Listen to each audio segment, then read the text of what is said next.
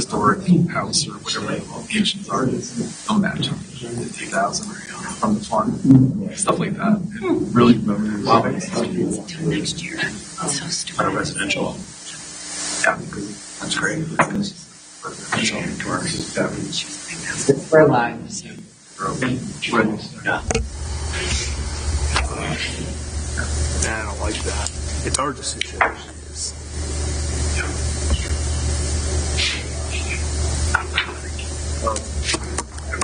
Yeah, I don't like that at all. All right, live. Okay, we can start. You guys got you can really just say Problems? never say no. To the finance guy. All right.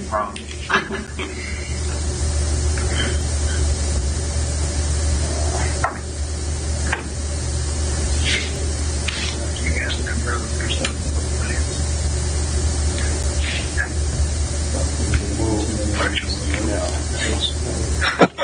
Really turn around.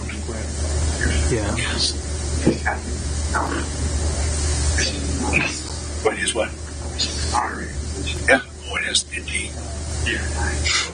Oh, you can always change your mind. Yeah, we'll have to walk through when we get to that item on the agenda, I think. Yeah, Home base of operations. He's going to get yeah, there's a lot there. which means but he's still going to be only, probably 15 days of the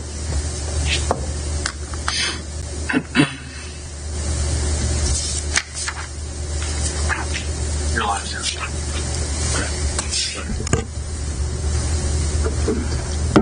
Great. I'd like to call to order a regular meeting of the Summers Board of Selectmen. Today is Thursday, June 4th, 2026 at 6 p.m. We're in the Town Hall Auditorium. This meeting is being live streamed. Please join me with the Pledge of Allegiance. The Pledge of Allegiance to the flag of the United States of America and to the republic for which it stands, one nation, under God, indivisible, with liberty and justice for all.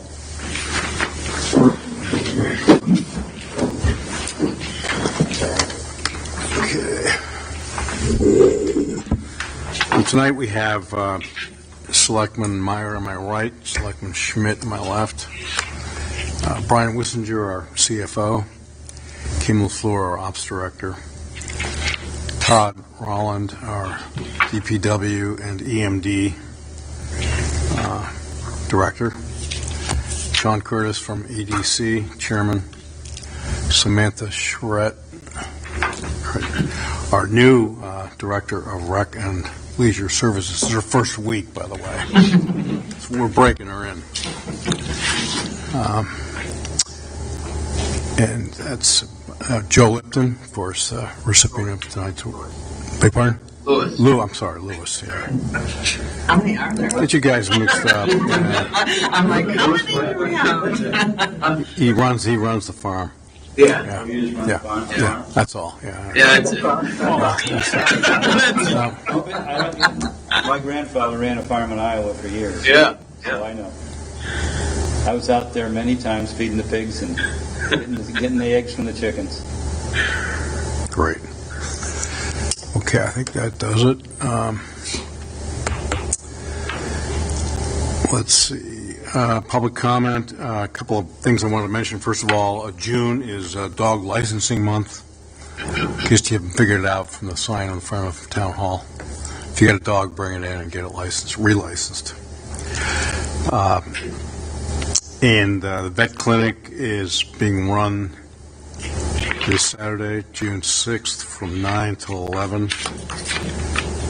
And where's that going to be? DPW. DPW, right, okay. Yeah, Public Works Garage, okay. Also, we have, as everyone knows, the referendum that we just had this week was failed by 327 votes. So by statute, by charter, and by a meeting that we scheduled for at our last selectman meeting, we're going to have another referendum in 2 weeks on the 16th of June. And you'll hear more about that later in tonight's discussion. Also, June 13th is going to be Shred Day from 9 until 11 at the Town Hall parking lot right out in back here. Thank you. I got a lot of stuff. Good. Okay.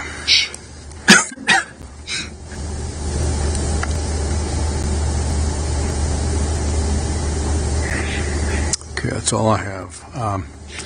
Consent agenda, boards and commissions. Oh, first of all, we're going to do the economic development business of the month. So maybe you can come forward, Sean. Oh, okay. I'm doing a speech tonight. All right. Great. The little gray button on the microphone there, so the green. There's a button there right there. There you go. Got it. Okay, thank you. Let's see. Good evening. Just state your name. Yeah. My name is Melissa Zellick, and behind me I have Matthew Baggs, Karen Murdoch, and Sean Curtis of the Summers Economic Development Commission. It is our pleasure to recognize Pleasant View Farms as the featured business for May 2026. For more than 100 years, Pleasant View Farms has been an important part of Summers' agricultural heritage. Through generations of hard work and dedication, the Lipton family has continued to grow and adapt their business while remaining committed to preserving local agriculture and supporting our community. We are proud to recognize Pleasant View Farms for their long-standing contributions to Summers and congratulate them on being named our featured business for May 2026. Good. Come on up. Yeah. This is the award. I'm sure we'll get a text from you tomorrow. Oh, thank you. I'm the only one here. I'll get it. I volunteered.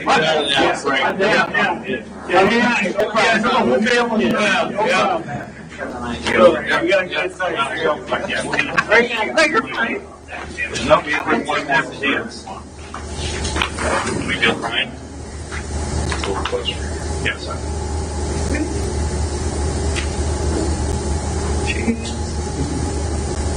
Yeah, like that way. Yeah, like that. He's going to send me his. Very good. Congratulations.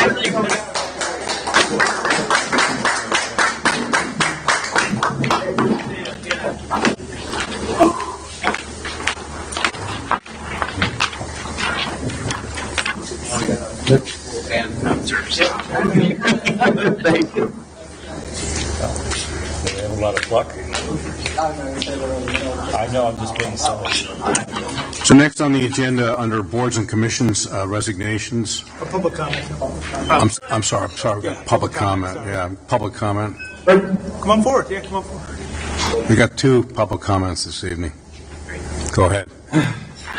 So I can sit down or I can stand up? You can sit down. Yeah. Right? Depends how long you're going to be here, right? Oh, no. Just watch out for the wires, okay? Sure. Thanks. Thank you. Oh, thank you very much.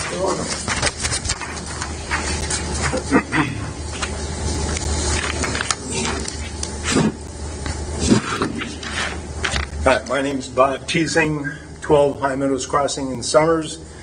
I'm just here to talk about getting the budget passed.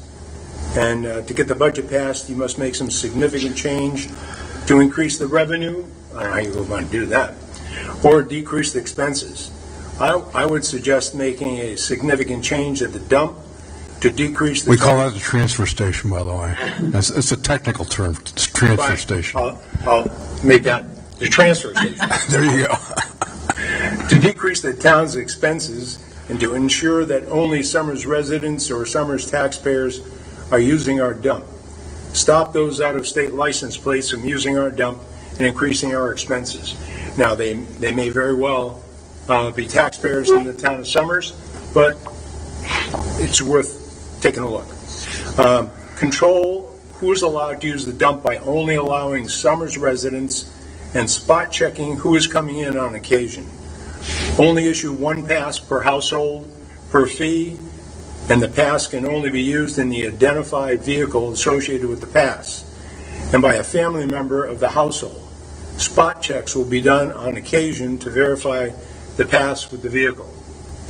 If a family wants to use another vehicle, then they will have to purchase a second pass for that vehicle.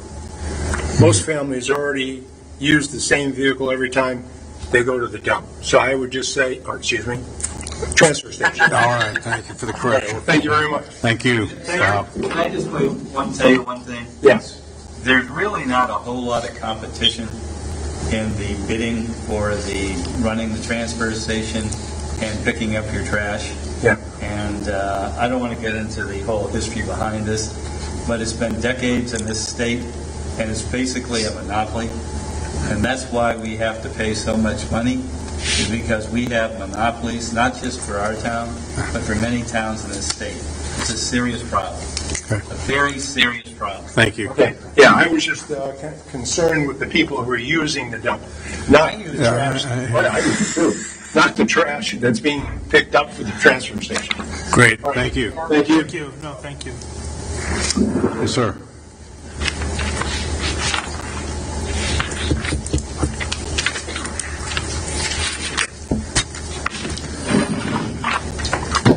Good evening.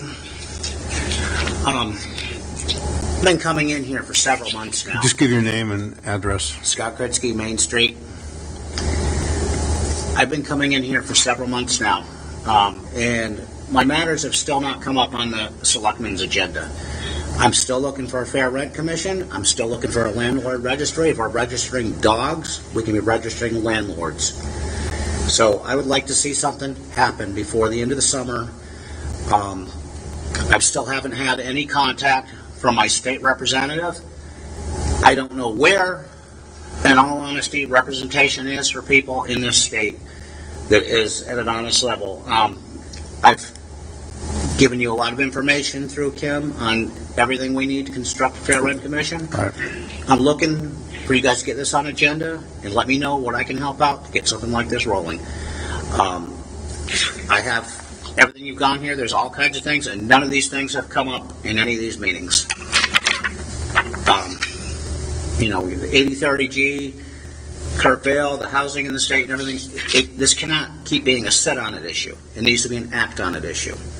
I don't come in here, and I don't like speaking unconstructively. I like to speak constructively when I can. It's just getting a bit frustrating, and it's something that needs to be taken action in. I know your fire chief's not here tonight. As you know, I've been doing a lot of research and everything. Almost every fire death that happens in America in a house, some of them are in private housing, but most of them are in rental housing. There's something's got to be done.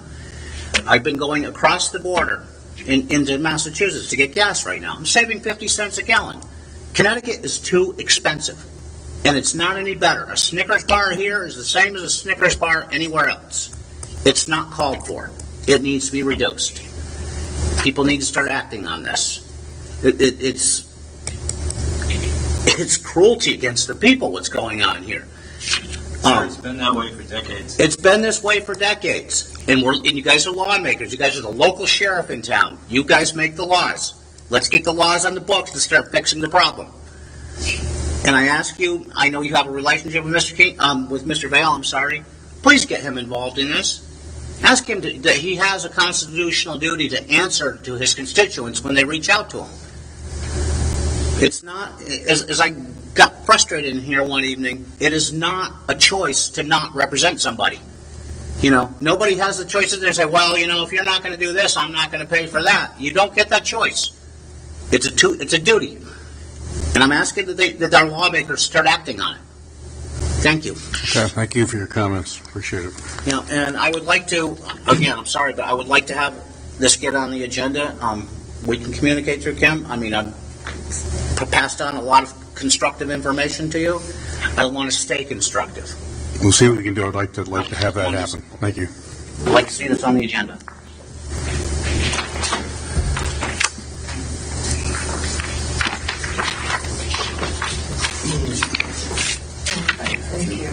That's for the record. Thank you.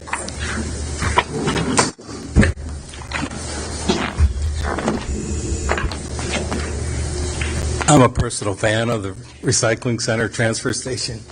not why I'm here, but I think those guys do a terrific job up there, and revenue and costs are running out of control in all kinds of aspects of businesses, but the gentlemen who run that place deserve a lot of credit. They do a great job. Okay. My name is Kevin Barbo. I live at 66 Hangdog Lane. I'm here to talk a little bit more about how the selectmen interact with the zoning and zoning enforcement and land use offices. I shared some concerns back in April.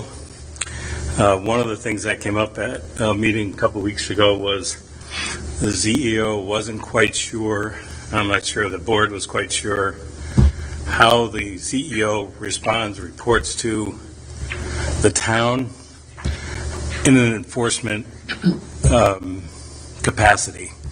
We all know she works under Jeff, but when it comes to enforcement, I'm hoping there's some clarity. I think you guys were going to reach out to the attorney to find out exactly during an enforcement of a permit,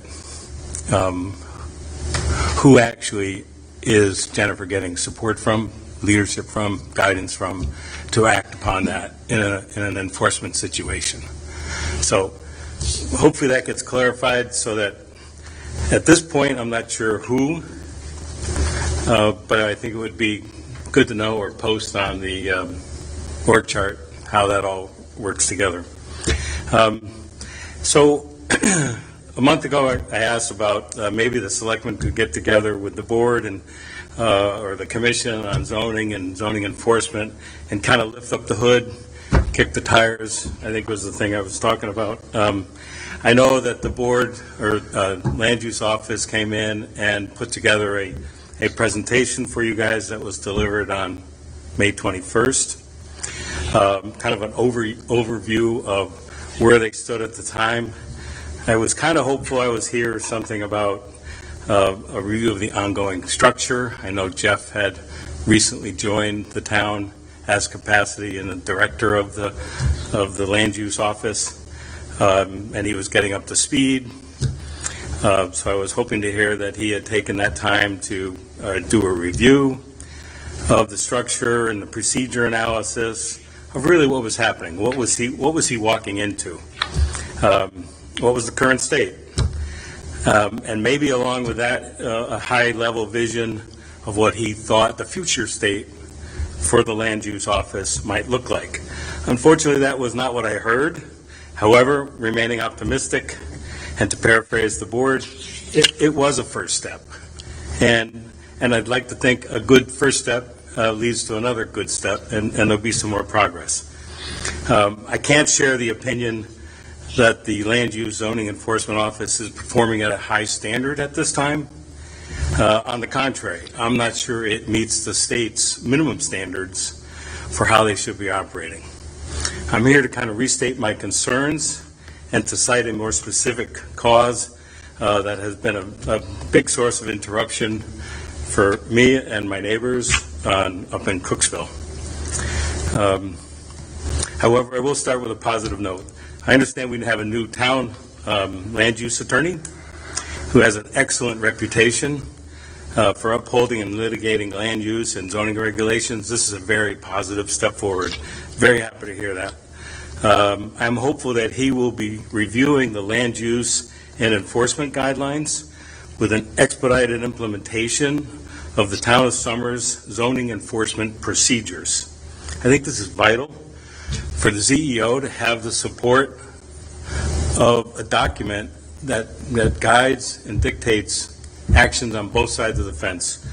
What she's trying to enforce and what the SUP or the zoning permit needs to have enforced upon it. There are some large gaps that I think he needs to address. Two of them that are top of mind for me are develop written procedures which will guarantee fairness and consistent treatment for all landowners. And also, this was brought up last week, or 2 weeks ago during Jeff's report, to launch a public portal that digitally logs in zoning complaints and follow-up enforcement by the CEO. which will further define, in my mind, the town's transparency on how we operate and demonstrate that to all residents are held to the same standards. I believe we have a fairness problem as part of our standard enforcement. As a best practice sharing, as part of my notes, I'm providing with the Connecticut Deep Reporting Portal website for submitting notices of concerns and violation. And one of the things that Brian mentioned at that meeting was, some people don't want to sign the complaint. They don't want their name attached to it. On their portal, which I thought was first class, you can opt out for signing. You can submit, but ask that your name be not put it. But put that as well as the address on my notes. So to kind of highlight my concern, and I won't drag through this, as soon as you have a good picture of what I'm trying to pass on, raise your hand, I'll stop, and I'll move on. Because it is more than I wanted to We get do have into. a time limit of about 5 minutes. Okay. Just give me an indicator. This is about 5 minutes, Okay. so. But I'll be happy to move on rather than beat the thing to death, right? We have a special permit that was issued to a landowner on Old Hampton Road for commercial earthworks in a A1 residential zone. The permit came with 6 conditions. 3 of the 6 conditions have been routinely violated since last year and reported to the ZEO. Condition number 3 was that the ZEO would make periodic inspections. Now, I guess I would like the attorney to review, are we trying to be ambiguous in this statement, or could we be more specific? A site visit was performed in December of 25. At that time, by virtue of the photographs taken by the town's land use office, there were several violations that were pictured in their documents. A large commercial processing machine was on site and processing material. A large pile, and if you can imagine a 1.5-story, 3-car garage of solid waste had been transported on site, origins unknown, including stumps, trees, what I believe to be cement and wooden frames, form frames, and miscellaneous excavated material. A large parking lot was created with the foundation of recycled asphalt millings to accommodate commercial storage trailers, and 16 commercial trucks in excess of 10,000 pounds GVW were on site. That's according to the town's own near map subscription that you get. The site had now exceeded 6 acres, open site, despite summer zoning regulations. And I quote, "At no time shall more than one undivided area, which area shall not exceed 3 acres in size, be opened within the lot." We now have, as of today, in excess of 7 acres open, no erosion control, no boundaries, no observations that deal with runoff from the site, getting into the Thrasher Brook, and then running downstream from there. Condition number 4 also violated a processing machine on site running since March of 2025, 6 months before the special use permit was submitted. It wasn't until July 10th of 2025 that the first cease and desist order was issued, promptly ignored by the landowner. In March of 26, we reported numerous operations of the processor was still on site and running. On April 1st, the ZEO sent the permit holder a clarification, is the best thing I can think of to call it, that no processing as part of the special conditions actually meant no processing. Why she didn't exist with a cease and desist order at that time, I have no idea. On April 30th, 1 month after that letter, a report of concern of violation was sent to the ZEO. No site visit or cease and desist order was issued at that time. On May 7th, a report of concern of violation was sent to the ZEO as the processor was in operation.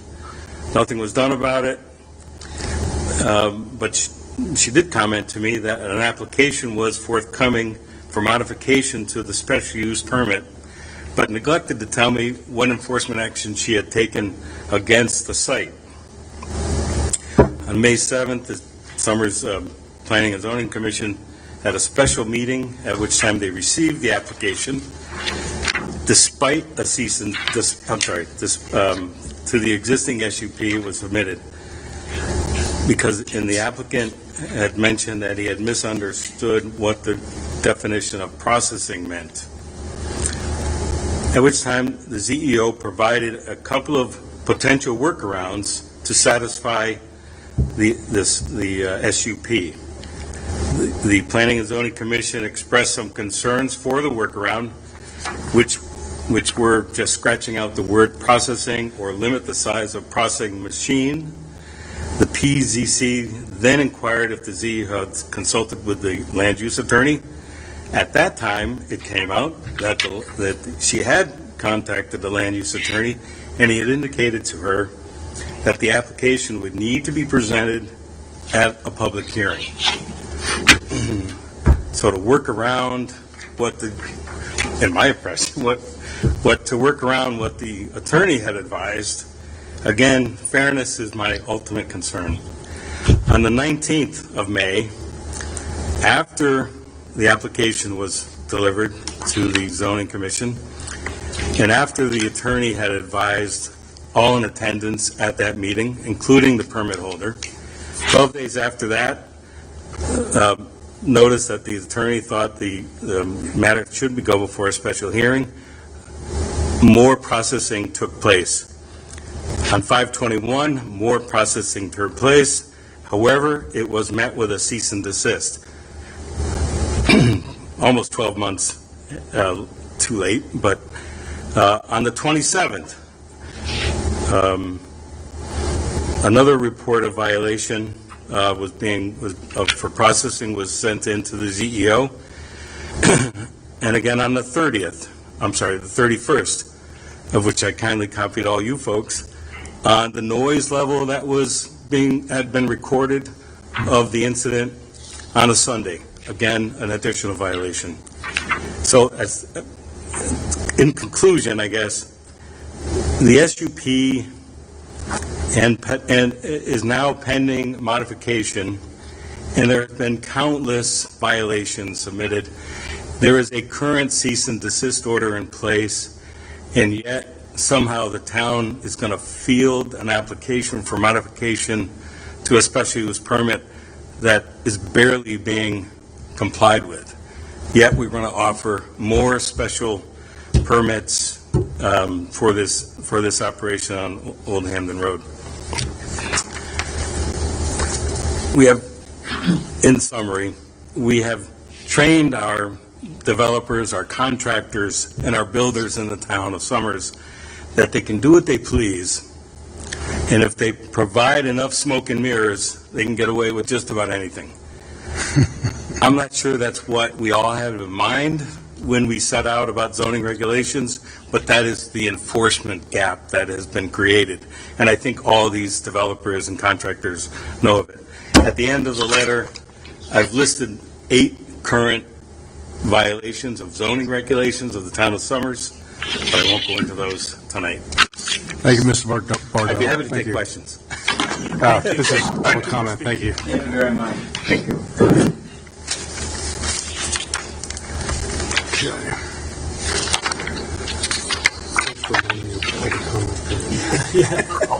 Okay, thank you. Thank you. Okay. 3 minutes. Hold me to it. Is this public comment? Is that what Public we're talking comment. about? Public Okay. comment. Yeah. Public comment. Introduce yourself. 629, Bob. Keep me honest. Introduce yourself. Good evening. My name's Sean Curtis, resident of Summers, 90 Old Hampton Road. As I stated, I'm a resident of Summers. I'm a direct abutter to the property that is the subject of a special use permit, application 25-006, held by the Giuliano Family One LLC at 7 and 47 Old Hampton Road. I want to begin with the single most important fact, because everything else flows from this. This is a residential A1 zone. What my neighbors and I are watching unfold and have watched unfold since October 2024 is a commercial earth processing operation in a residential neighborhood that is not what was approved on October 6, 2025, and is not what our zoning allows. Let me put the original request next to what is actually happening. When the applicant applied on August 18, 2025, his own stated purpose, and I'm quoting from his application, earth excavation and grading, cleaning up and removing gravel and boulders and steep grades as a result of excavation from a previous owner, looking to create a safe and mowable lawn to support future residential use of the site. Topsoil is needed and will be trucked in. In other words, a residential cleanup to make a lot usable as a home site. On that basis, and while an active cease and desist from July 10th, 2025, the Zoning Commission and then Planning Commission approved a special use permit for earthwork under Section 214-8.4, and it recorded that permit with 6 explicit conditions. I ask you to hold these conditions in mind. A maximum of 5 truckloads per day. No blasting, drilling, crushing, or processing of the materials. No new digging other than dislodging boulders. Hours of operation Monday through Friday, 7:30 a.m. to 4 p.m. only. ZEO periodic inspections secured by a $124,000 bond. Now compare that to reality. Since February 2025, my neighbors and I have documented and filed several complaints with the Town of Somers Land Use Office, which included the ZEO, amongst many other town officials, including this Board of Selectmen. As the site has been fully operational since late 2024, early 2025, at least 7 months before any applications were filed with the Town of Somers, and all the while during 2 active cease and desist orders, moving, excavating, and processing material. Processing is the very activity condition number 4 expressly prohibits. This is not a minor non-compliance with a residential cleanup permit. It is a commercial materials operation running outside its permitted days, outside its permitted hours, and outside of the express limits of the permit in a residential zone. I would ask the Town of Somers to confirm plainly, is this operation in compliance with the approved site plans that the applicant submitted with his application in August 2025 and the recorded conditions of this permit? From what we are witnessing, the answer is no. That leads me to my central concern about process. The now combined Planning and Zoning Commission is scheduled to entertain an amendment to this very special use permit on June 11th, 2026. I'm asking respectfully and genuinely, how can that proceed as of tonight? The applicant is in an active violation of an existing permit. A cease and desist order issued on May 21st, 2026 is in place, and the 15-day window to appeal that order doesn't even close until tomorrow, June 5th, 2026. How does the town consider expanding or modifying a permit for an applicant who is not complying with the permit he already holds? It is also my understanding that the ability to process materials is governed by an entirely different permitting process under our zoning regulations, and it is not what is applied for or approved here. If that is correct, then what is occurring on this site has no permit at all. And that's why I'm here before the board tonight. I know the Board of Selectmen can't issue an injunction itself. Only the Superior Court can do that. But you don't need to. Connecticut General Statute Section 8-12 give the town the authority to go to court and ask for one. And our courts have held the town doesn't even have to prove irreparable harm to win it. What it takes is a decision to act. And that decision is yours. As the town's executive authority, you can direct the town attorney to go to court and seek an injunction. So my request is specific, that this board authorize and direct the town attorney to seek immediate injunctive relief under Section 8-12 to halt unpermitted commercial operation at 7 and 47 Old Hampden Road, together with the civil penalties the statute provides. Every day this continues is another day a commercial operation runs in a residential zone and is an open violation of a recorded permit and standing cease and desist order. You have a clear, lawful, and timely way to act, and I respectfully urge you to use it. Thank you for your comments, Mr. Curtis. I'm over your time limit, but I don't care. I wasn't going to tell him that. Okay, next. That's all right. Nobody else for public comment? Right. Okay, under the consent agenda, boards and commissions, appointments and resignations. First item is to accept the resignation of Ann Levesque of the Cultural Commission in effect immediately. I just wanted to read a letter that she sent, very brief. Written to the Summers Board of Selectmen, this is from Ann Levesque. Please accept my resignation as a member of the Summers Cultural Commission after 10 years, wonderful years. It's been an honor to serve the people of Summers for the betterment of Summers. Sincerely, Ann Levesque. So we need a motion on this. I want to make a motion to accept the resignation of Ann Levesque from the Summers Cultural Commission. Second that. Any further discussion on the motion? Hearing none, all those in support say aye. Aye. Aye. Motion passes. Thank you. Next, we have the appointment of Sebastian Ryder Becerra to the Cultural Commission with a term date of 12/22/27. I have to make a motion to accept the appointment of Sebastian Ryder. How do you pronounce his last name? Ryder Becerra. Yeah, Becerra. Becerra. He's here tonight, too.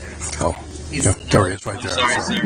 So, And to accept his application to become a member of the Summers Cultural Commission. Okay, I just wanted to mention some comments that Mr. Ryder Becerra made in his letter. He said, 1 year ago, my wife, Dr. Abigail Sefton, and I purchased Fourtown Veterinary Hospital, a veterinary clinic located at 491 South Road in Summers. Since then, she and I have been astounded by the friendliness, generosity, and civic-mindedness of the people of Summers who have welcomed us into their community. It is my desire and intention to give back to the town through my participation in the Cultural Commission. The Commission is the ideal platform for me to contribute because it is is a close match for my experience and abilities. My vocation, I am an educator.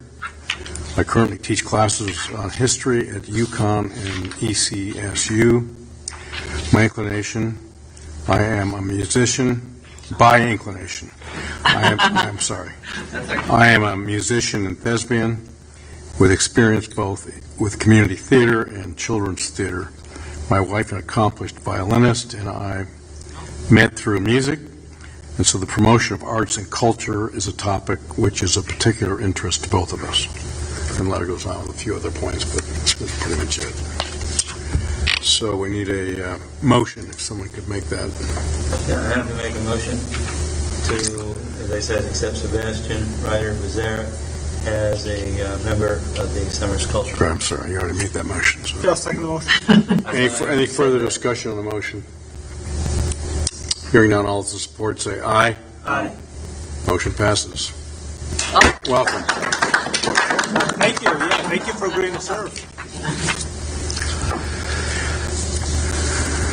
Sorry for repeating myself. I asked you to. Okay, Todd Rowan, we could just step forward on. Next, we have the appointment for positions to the Special Projects Committee. Yes, this is, this body has reformed the Special Project Committee, which is part of the charter. You can just explain, your background and why you're doing. Oh, sorry, Todd Rowan, Director of Public Works and Emergency Management. We're coming here for several years requesting this body create ad hoc committees for different projects throughout town, whether building or infrastructure project. And the CFO actually in January suggested we might want to form some kind of a committee so we don't have to keep creating these ad hoc committees, a standing committee that could act as a clearinghouse for all of these projects that come down the pike before we bring them to the Board of Selectmen, and I thought that was a great idea. So in looking through the charter, we found that board already exists, just had not been used since the 90s, the Special Project Committee. We've gone through the legal requirements. You've heard this many times and acted on it. We've had public hearings and meetings and done everything that the town attorney has suggested we needed to do to update the charter to bring it to where we are today. And this is the final piece of that, which would be to seat 8 members of this newly reestablished Special Project Committee. 1 member shall be a Board of Selectmen, 1 member shall be from the Board of Finance, 1 member shall be from the Board of Education, 1 member shall be from the Library Board, 1 member shall be the Chief Financial Officer of the town, 1 member shall be the Director of Public Works, 1 member should be skilled in the profession of building construction from the community, and 1 member shall be designated as an at-large member. We have the suggested members that I sent to you in this letter. We sent out requests to all of the elected bodies as well as throughout town for people that would be interested in serving or could serve. So we have, we're recommending the first selectman be from the Board of Selectmen. The Board of Finance has nominated Joe Talisano. The Board of Education has nominated Sharon Goulet. The Library Board has nominated Bob Sosha. The CFO, obviously, is Brian Wissinger. The Director of Public Works is myself, Todd Rowland. Member at large from the skilled in construction from the community is Paul Bohanowitz, who's also serving on our HVAC committee for the elementary school and has a wealth of knowledge. And then our at-large member, we're recommending Karen Murdoch. She's a local business owner and actually has construction background and also a member of the Economic Development Committee, so we think it would be a good fit that all of these folks serve on this board. And this board will act as a clearinghouse, as I said, for these projects that come down the pike. You know, things like if we're going to do a senior center expansion, the sidewalk, the Village Players building that's currently vacant that we want to do an RFP to and have this body act as a clearinghouse for all the applications we get for use of that building. So this is our final step for this Board of Selectmen to place these folks on this Special Project Committee as per the town charter. Correct? Pardon? You're looking for our approval? You have to nominate each one of them and put them on the committee. Can we do it as a group? Well, each one of them has a different service time. And all I did was I took the charter language and because we always make the expiration of terms December 22nd, you know, so the different positions have different requirements as per the charter. Board of Selectmen members, initial term 2 years, and then 2 years thereafter. Board of Finance 3 years, and then 2 years thereafter.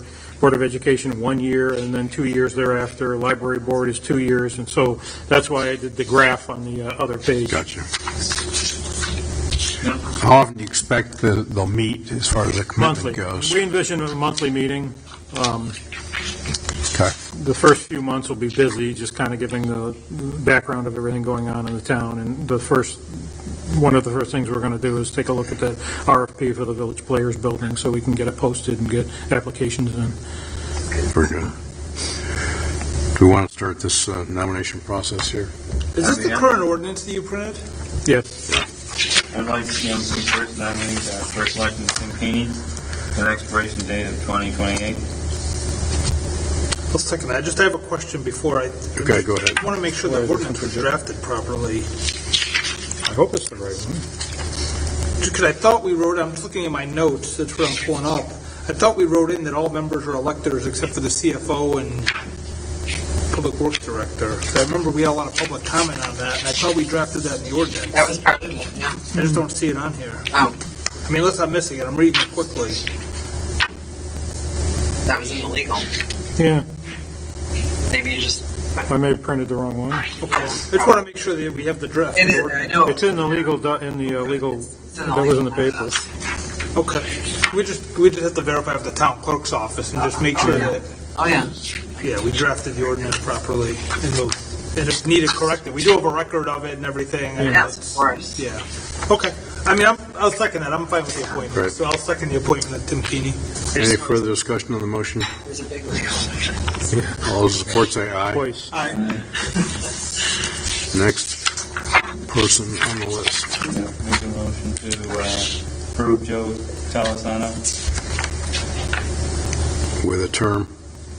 Okay, with the term, starts in 6/4/26 and expires on 12/22/20. Second that. Any further discussion on the motion? Hearing none, all those in support say aye. Aye. Motion passes. Thank you. Next motion. Appoint Sharon Goulet, is that how you pronounce the name? Goulet, yep. His appointment date is 6/4/26, but expiration date of 12/22/27. Second that. Any further discussion on the motion? Hearing none, all those in support say aye. Aye. Motion passes. Next person. Bob Socha, date appointment of 6/4/26, and appointment expiration of 12/22/26. Second that. Any further discussion on the motion? Hearing none, all those in support say aye. Aye. Motion passes. Next. CFO Brian Wissinger, date of appointment 6/4/26, appointment expiration 12/22/27. Second that. Any further discussion on the motion? Hearing none, all those in support say aye. Aye. Motion passes. DPW Director Todd Rowland, appointment date is 6/4/26, appointment expiration 12/22/27. Second that. Any further discussion on the motion? Hearing none, all those in support say aye. Aye. Aye. Motion passes. Next, Paul Bahanowitz. Bahanowitz, Yes. date of appointment 6/4/26, expiration 12/22/28. Second that. Any further discussion on the motion? Hearing none, all those in support say aye. Aye. Aye. At Next. large, Karen Murdoch, date of appointment 6/4/26, appointment expiration 12/22/28. Second that. Any further discussion on the motion? Hearing none, all those in support say aye. Aye. Aye. Motion passes. Thank you. It's under compensation of members, term, it's E and F. For, is that where you were asking? No, it's about the residency. I thought we wrote in that they need to be residents Hold and on. like electors of the town. Yeah. Okay. Because we took a lot of public comment on this. Yeah, I know. That was something we put into the adopted ordinance.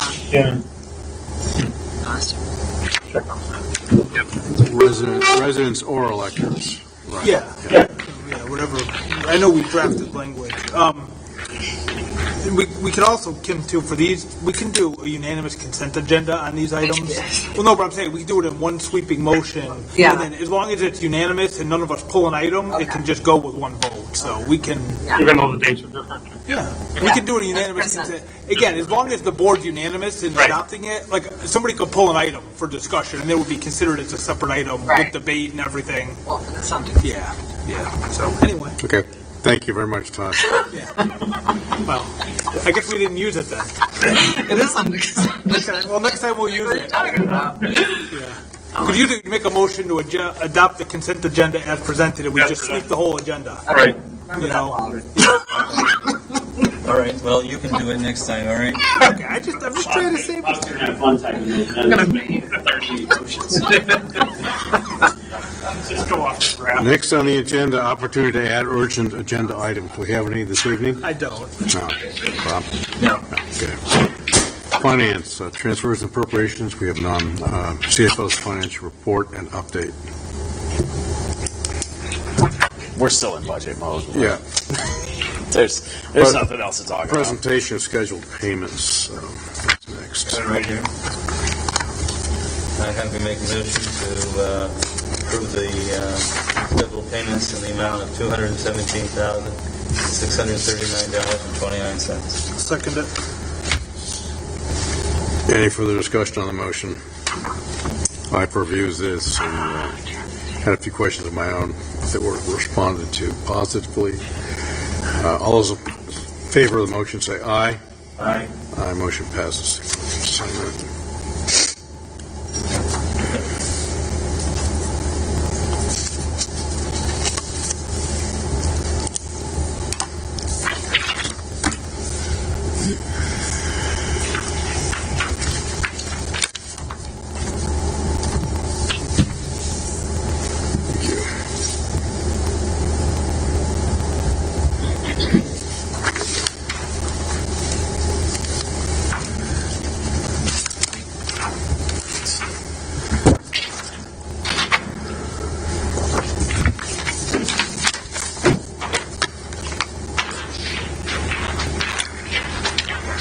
Next on the agenda, we have updates from boards and commissions. We have none. Old business, we have none. New business. Brian. So as you said, Tuesday budget failed in a very loud way, I would say. The first time was 26 votes. We almost doubled the number of people. We were 5 votes away from doubling the number of voters that came out the second time. Votes cast, right? And it was a much larger gap of no's. 327. Yeah. I'd like to publicly state, to the public, we heard you. I have spent countless hours since Tuesday putting together proposed cuts. Unfortunately, I think they're going to cause a lot of pain and impact in town, but it's the only way we can get to a $0 budget for spending. So I'll walk through my proposed cuts, and then we can discuss after that. How'd you come up with the total amount to begin with? Because I'm trying to get to zero. A $0 increase in the budget was my goal. Good. So meaning we would have the same budget. Same budget as we're currently operating This under coming right year now. as we have now. Right. Yep. Okay. So it's the same budget. Same amount. Same amount. Okay. First thing would be to close the transfer station on Mondays. That would take effect August 1st. And currently, the transfer station is open 4 days a week. This would be Right, 3 Monday, days Thursday, a week. Saturday, Sunday. This would take away Mondays. Second one is the reduction of 1 full-time equivalent in the Human Services Department. We currently have 4 FTEs. 4 FTEs. The next one would be to eliminate all COLA adjustments for all town employees. Eliminate the annual grant to the Cultural Commission. Eliminate the annual grant to the Economic Development Commission. Close the Senior Center on Fridays. Reduce $10,000 in library materials that would be purchased, and eliminate the Deputy Emergency Management Director position. Those cuts in total equal $272,731. It actually puts us $3,821 under the current year budget.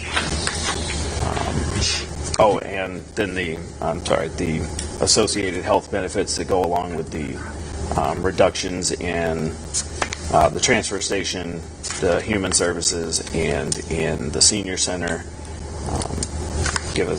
are the rest of the total. So the total is $272,731. We would be a reduction of $3,821, or if this thing will scroll, a 0.04% reduction in current over the current year.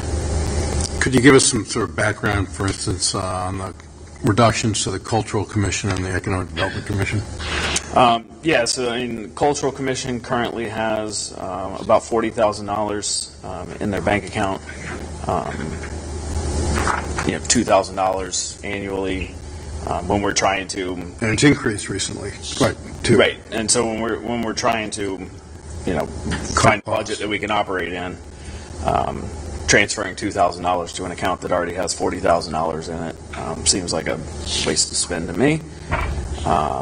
Economic Development currently has about $17,000 in their bank account, so contributing another $5,000 is just building the kitty. And of the $5,000 that we gave them this year, how much has been spent? About $330. So I'm open to discussions. I have personally promised the Board of Finance that this would be our number or larger, so that the budget can meet their requirement, what they're looking at, which is a zero budget or less. So that's what they requested? They haven't formally requested it yet, but that's what they're looking for. Okay. Yeah, starting off with the That's what the transfer, residents are. starting off with the transfer station, I know this is a very sensitive subject because everybody loves the transfer station. Some people say that's why they live in Summers, so they can use the transfer station. I don't know whether they'll move out or not if we closed it for a day, but maybe you could just sort of tell us why you came up with elimination of a day. Eliminating one day reduces between salaries and benefits about $80,000 in the budget. There's five or seven, I don't remember off the top of my head, built-in holidays that we're automatically paying people for to not operate the transfer station. And it seems like, it's an enterprise that we're dumping money into that we lose money constantly on. And I know the point of government is not to make money, but we're spending $500,000 to $700,000 a year down there. So $80,000 reduction in that spend would, it's a step in the right direction, I guess you could say. Well, I love the transfer station. I'm biased, and I've been using it for decades. And I like the way the people work down there, and they do a great job. Todd, is there anything you could add to this discussion? Or? Well, I mean, like everyone else, I don't like any cuts. The transfer station is, if you ask a lot of people, it's their right. Yeah. And I understand that feeling. I will say Brian's right. We do have 5 to 7 holidays a year there on a Monday, and Monday is our slowest day. So looking at any way to save money, our biggest problem getting to zero is we're still going to have our utility bills are 30% in the last 2 years, have gone up 30% in the last 2 years to operate all these buildings. That includes water, every fire hydrant, every street light, all the traffic lights. We pay for all of that, and I don't think people realize it. And then we have all the buildings we have to operate. So regardless of what the budget is, the buildings still need electricity, they need heat, they need communication. So we're going to have those bills. So to get to zero, we've got to make some really hard cuts that nobody's going to like. And I've culled the DPW budget, and we went through this in October, line by line on every line item. There's no fat there. So unfortunately, it comes down to these difficult decisions. And I don't like it, but here we are. The voters have spoken. We have to respect that. So we have to figure out how we're going to get there. Thank you. Tim, I know I'm out of line, and my wife told me not to say this. Just don't swear. Don't swear. He's 0 for 2 tonight, Terry. You're going to get in the wrong. She's not going to drive me home tonight. I wish I But I would hope that the people will, the next time they vote, think about what really has taken money out of their pockets. And that's obviously the high price of gas, because we had a president of the United States who went to war without permission from Congress. We also had him raise tariffs that have increased the price of goods. We've had a large cut for especially senior citizens and other people in their public benefits. Food prices have exploded. He doesn't believe in climate change, though we have clearly seen there's in the Midwest there's been all sorts of horrific weather and droughts, which is going to again impact the production of food and the price of food in this country. So I would hope that the people would look and just say, is the town of Summers being run well? And my response is, I think it is. I think it is very responsible. And I really would like people to think the next time they go to vote that we've made tremendous cuts here to the budget in town, and you're going to lose some of the services, I think, and you need to be aware of that. Thank you. I think the points you've made are good ones, and that the affordability has become a major issue for every citizen of this country, and even some of the non-citizens. And unfortunately, everything ends up falling down at the local government level. I mean, the state's running a massive surplus, and yet we really don't see much of that. And the only thing that we have to deal with is our local budgets. And when people respond, they're hurting, and the only way they can respond is to vote against the budget. But the bottom line is that's sort of like cutting off your nose to spite your face. I mean, it's not helpful. I hear you. And that's the predicament we have, and we're proposing some very sort of draconian cuts, but they have to be in order to accommodate what we think the public will accept and support a budget. This is a zero increase, right? Yep. And we expect the same of the schools. Right. Yep. So basically, And the mill increase would be less than 1 mil. So, and that will there be a decrease? There will be a tax increase. The proposed for a flat budget is 0.96. 0.96. And I think things that people need to realize is that the revenue source that we've relied on in the past is no longer available to us. So that's why we have an automatic 1 mil increase before we even address the budgets of the town and the schools. And I don't think people understand that. And that's what we're stuck with. So that's why we think that going with less than 1 mil will send a message that we need to reduce services and terminate some employees in order to get where we have to go in order to get this budget passed. And it's difficult, needless to say, and Brian has spent, I don't know how many hours of sleep you've had in the last couple of days, but it hasn't been many. It might be 4. Yeah. At least you're not snoring over there. I'm on a lot of coffee right now, Bob. Yeah, I personally think his recommendation is a sound one. We have talked about this beforehand, and it's painful, but it's most appropriate way forward as far as we're concerned. So, Bill, you got a few comments here? Yeah, I did. I mean, I'd echo what was said. I mean, I agree. I think we've heard loud and clear from our voters. I think it's a clear message and mandate. Town's also facing rising costs. I mean, these are things that have been said. I mean, I have some different ideas about what to cut. I mean, I think some of these cuts, they're going to happen no matter what. But a couple things. I've also thought a lot about this, done a lot of work on this, spoken to Brian many times in the last couple of days, spoken to members of the Board of Finance. I mean, I think one of our first cuts should be to cut the new position that we have proposed at the fire department, because it's a new position we haven't yet hired. We made it to a 0.5, half a year, but it's a full-time position. The problem we have is if we go forward and hire this person, they're a half a position next year in 27. In 28, it's going to be a 1.0. And I support the position. I supported it. It took me a long time to get there, working with the chief and things.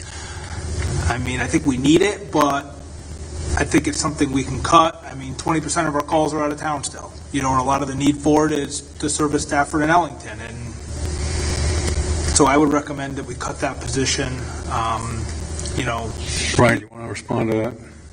I just want to clarify that position is in the ambulance fund, and while I support cutting the position, it doesn't directly impact the bottom line without. It comes out of a separate fund. Without moving expenses from the general fund to the ambulance fund.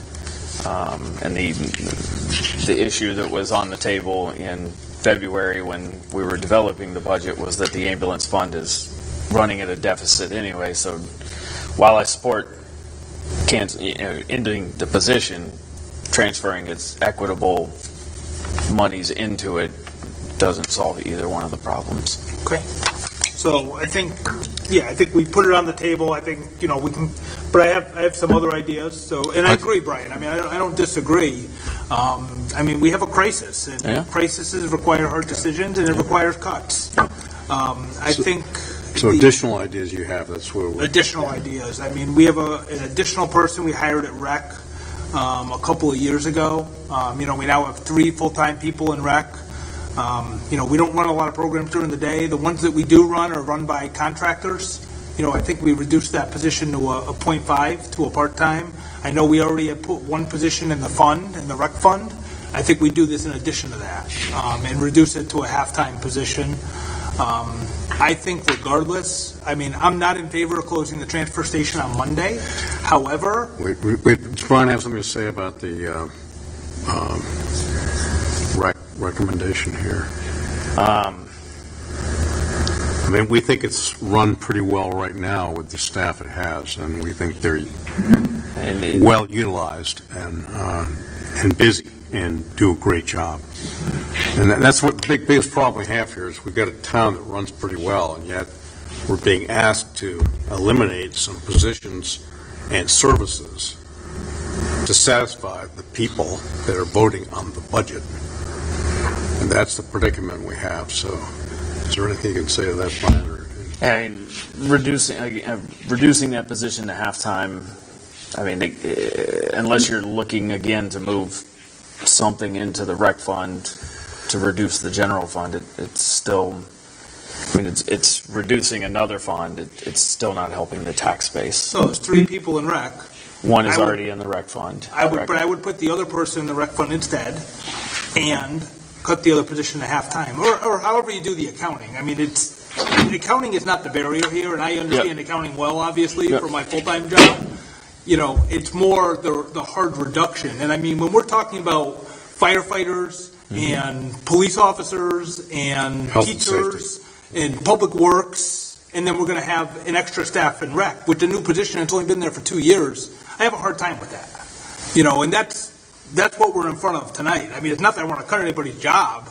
It's that, we're cutting a firefighter. The school board is going to cut teachers. And here we are. I mean, we're overstaffed. They're not going to cut teachers, by the way. They're not going to cut teachers. Well, they're not going to fill jobs, though. I mean, they're not laying people off, but they're not filling positions. Right. There. Right. Serving students. So, I mean, there's no easy decision here. We made all the easy cuts during the budget hearings. Those were already done. If there was an easy cut, we already made it. The department head came and made cuts in the last round 2 weeks ago. So, I mean, there's nowhere to cut. And then the final thing is, I think I'm not in favor of closing the transfer station Monday, but I am in favor of making the staff part-time and then redoing the schedule to make that work. So I think we do your recommendation, make it part-time. We probably have to hire a 0.5 to fill the schedule, but then not pay benefits. We'd have to hire 2. But there's still 2.5s. And we're eliminating a 0.5. Would you just close on Sunday then? Because that's half a day. No, we can work out the schedule. I mean, we need to envision it. I mean, I'm having a hard time wrapping my head around how closing it on Monday saves $100,000. Salary and benefits. Well, I know, but that's what I'm having a hard time wrapping my head around. Well, I talked to a gentleman today at the transfer benefits for each station. person, and then about $10,000, $12,000 worth of salary for each person. And that's $55,000. $35,000 per person for benefits. Okay. So that's 70. Okay. And then 2 12s is another 24. That's 94,000. So let's add the 212 back. Let's take the 70 out, and then we're there. I'm saying we hire new people. It's not going to be the same person. We're going to hire 2 new people, pay them $12,000 each, staff the transfer station. Well, the problem is we've got a transfer station that runs pretty well with the people we have, and we've had them for decades, right? I mean, Well, the new people. 8 years. Yeah, I think it's going to be harder to find I don't know that filling those positions is going to be that easy because we've always had an issue with the hours, the Saturday and Sunday in particular. Yeah. I know. That's That's how we ended up at full-time to begin with, because we couldn't find anybody to replace the part-timers last time. I mean, everything runs well now. We're disrupting the normal, and that's the mandate we have. I mean, you that's get the there way by, to do if it. you eliminate Sunday, it's only 4 hours on Sunday, 4.5. You get there with all of the same productions. You would get less salary out of it. Yeah, you get a little bit less salary on it if you stay open Monday, Thursday. You have less people full coming day. in, though, on Monday than needed on Well, maybe Sunday. we make Monday a half day. Yeah, that's the rub. I mean, Maybe we make Monday a half day then, just morning. or you eliminate Monday and make Sunday a full day. Yeah, that's a good idea. Well, I mean, There's we more can't people on the touch weekend. Sunday. I mean, I'm not in favor of touching Sunday. 200 people already gave us their opinion about Sunday. They always give an opinion. Well, I know, but I listened, I mean, I was there in the meeting. 200 people gave us their opinion on that. I hear what you're saying, I'm just not sure we can hire 2 more guys to pick up some other days. And I don't know how the current staff will respond to that. Well, one of the guys that's being fired, I talked to him today, and at the transfer station. And I asked him, I said, are you going to be one of the people that's going to get fired? He said, yeah, that's me. I mean, these are real people. I don't doubt that at all. I mean, it's very serious, but I think regardless, the issue that you're bringing forward, it's going to be a hard time finding people. Well, we're making them part-time in this budget, so we're going to have a hard time finding people. So I don't understand how a half-day Monday changes any of the arguments being made. They're still going to be part-time. I think just trying to find 2 more people to add to it. Right now, we have 2.5 FTEs down there. The original, or the proposal that went 2 weeks ago was eliminating the half FTE and going to 2 FTEs. And ultimately, what we're proposing here is still the same 2 FTEs. There's not really much reduction other than we're getting rid of the benefits, and we're going to try and find 2 more people that say, you work Monday, Tuesday, you work Monday, Thursday, you 2 work, Saturday, Sunday. Like, I think that's more difficult than just closing it. Well, what's the model you're proposing then? I mean, aren't we already telling them that? You it's work Thursday, Thursday. Saturday, you work Thursday, Saturday, Sunday. No, They would all work. So it's open Thursday, Saturday, full-time, and Sunday. Yeah, it'd be the same 2 people just working Thursday, Saturday, Sunday instead of having 4 people and working 2 days each. Okay. But they're still part-time. They would still be part-time. Right. They'd be 20, I don't know how many hours a week it is, 20, they're at 32 right now. So Yeah, Okay. minus the 9-hour days. Yeah, minus the 9-hour days, they'd be at 23. Okay. And then, I mean, my recommendation is to cut the position of the fire department, reduce the rec position to a .5. I'd like to keep the transfer station open on Monday, but I don't know that we need to vote today on keeping the transfer station open or closing it. I think we're more voting on the appropriation, and I think we're going to have work to do to figure it out later. Well, let's hear from Brian on that one. Yeah, no, I mean, I think the residents want to see We what need the to be cuts are. transparent We can't with give the the residents public cuts about that what we're doing. doing them a disservice too. Yeah. Well, I mean, it might result in a reduction of hours, but I think that's still to be figured out. And then, social services, I mean, you see we're eliminating a position there. I mean, 4 FTEs currently, so I mean, we have 2 that are grant funded. 2 that are grant funded and 2 that are So we have 1 in the DFC grant, the drug grant. We have 1 that's in youth grants. between youth And and again, DFC. we've already said if we lose that funding, those positions are gone. I mean, that's already been something we've discussed for many years, but we have the funding. Yeah. The third position is the one that provides direct services to our residents, right? Doing applications, right? I mean, that's the one that meets with our residents, does heating assistance, works with, right? Yes, 1 person. Yeah. There's 1 person, I'm Just aware. one. Yeah. Yeah. But the director's not resident facing, Is not what? not facing residents. Oh, that's not true. He does. You know, Yes, he is. Yeah. we have the person, the social worker there is the person that's working the most with the residents directly. The director's not. Matthew does as well. So, but not to the extent, I mean, it's 10% of the job versus 100% of the job. So, I mean, I would propose eliminating that job. He's highly involved with all of those departments, so. Well, but I mean, I would propose to eliminate that, to minimize the impact. I mean, our poorest residents, and we're going to cut their direct lifeline to their ability to access these programs, fuel, all these things, and we're going to cut it. They'll still have that service How? with Matthew and the other two employees. Well, the other two can't do it. Why?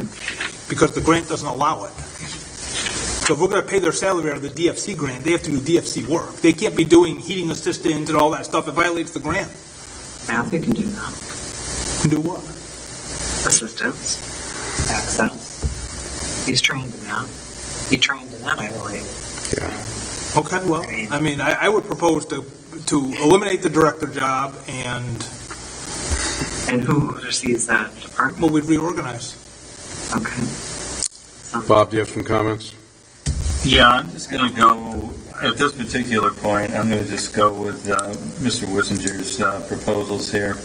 I think he's thought them out, and looking through them, they're not things that make me really happy, but I'm willing to go along with them, and I know that he has a good understanding of the budget, so I'm going to rely on his knowledge and expertise for the cuts that he has recommended here for, request of $268,910. Is that what you're talking about?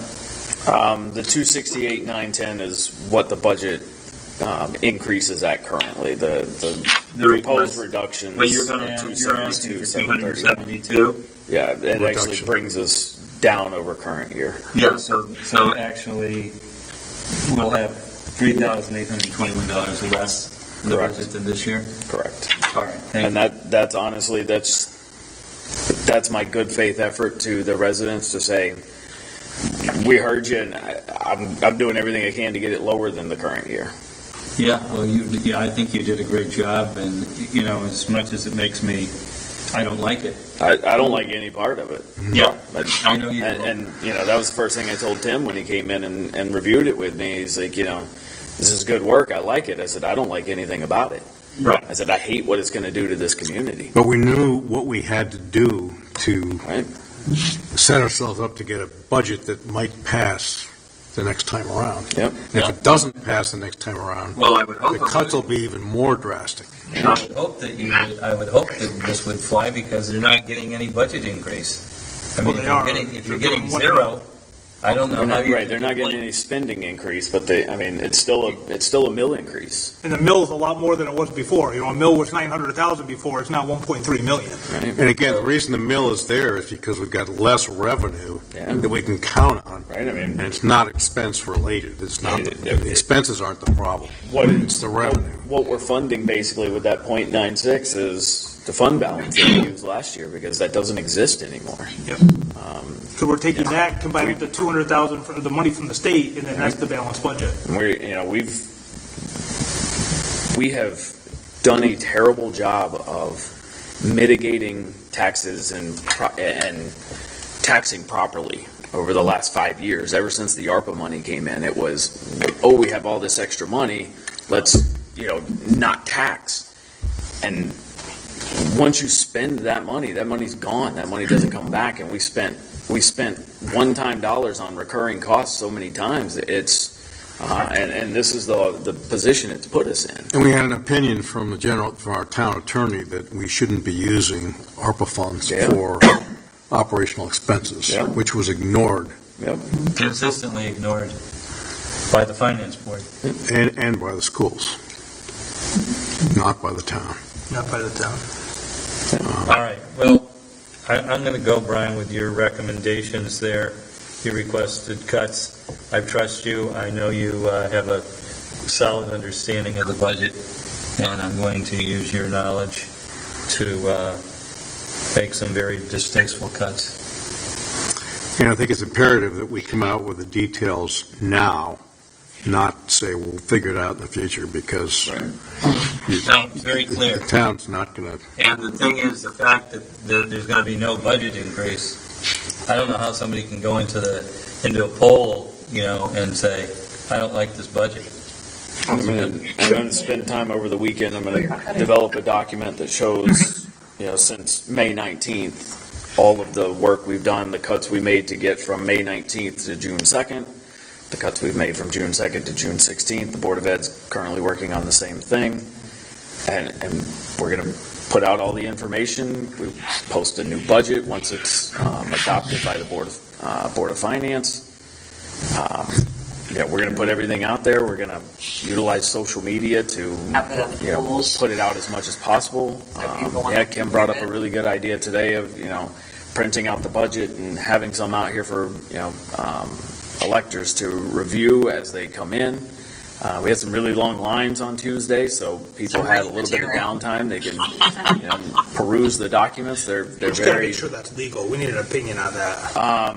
yeah, as long as they're Information only. informational. No advocacy. Of course. Well, we're going to put all the information out there, and I urge the residents, if you have questions, I had one in my office this morning. If you have questions, if you want answers, you want information about something, reach out to me. Please don't just go to Facebook and create stories. Nothing good comes of that. And some of those things recommended, you agreed with. Yes, Right? absolutely. I mean, Some of them ended people up on need to this hear page. that. Some of this ended up on the paper. Thank you for listening. So I would like to make the motion then to approve the cuts from Chief Financial Officer Wissinger in the amount of, is it $272,731? Is that going to include the fire department cut, or no? No. No. If you want to do that one separately, we can do that separately. That'll be a decision. It won't affect this bottom line. Doesn't affect If the you want budget. to, if you want to. Well, I just don't want to adopt the budget with that in it, though. Yeah. I mean, you can't do it later. We have to cut it tonight. Well, that's what I'm saying. If you wanted to make another motion to eliminate that To position. do a second motion after this, then? Okay. I second the motion and let's vote. All those in support of the motion say aye. Aye. All those who don't support it say no. No? Okay. So it passes. Motion passes. Thank you.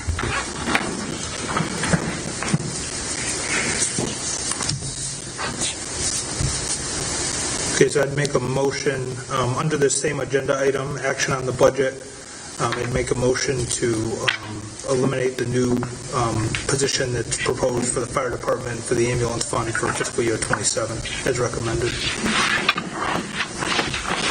Even though it has no impact on the budget. Now, it's going to have an impact on fiscal year '28. It is going to have an impact on '27, because it's a hard cost, and it's going to have a big impact on fiscal year '28. It will have an impact on 28. So I just don't see how, when we're eliminating people's jobs today, we're going to create a new position. I have a hard time with it. I agree with you on that, Bill.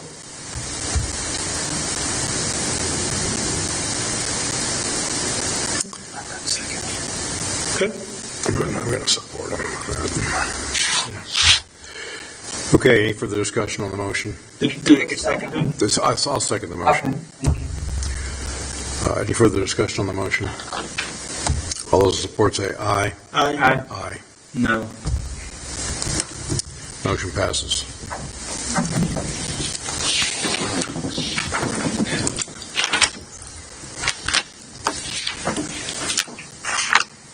Is that it for discussion on the budget, Brian? Now is the separation. Next is the request the approval of separation payout funds for Mr. Kyle Young. Yep, this is the remaining 5.25 hours of vacation time after adjustments, $145.01. Make a motion to approve the separation payment.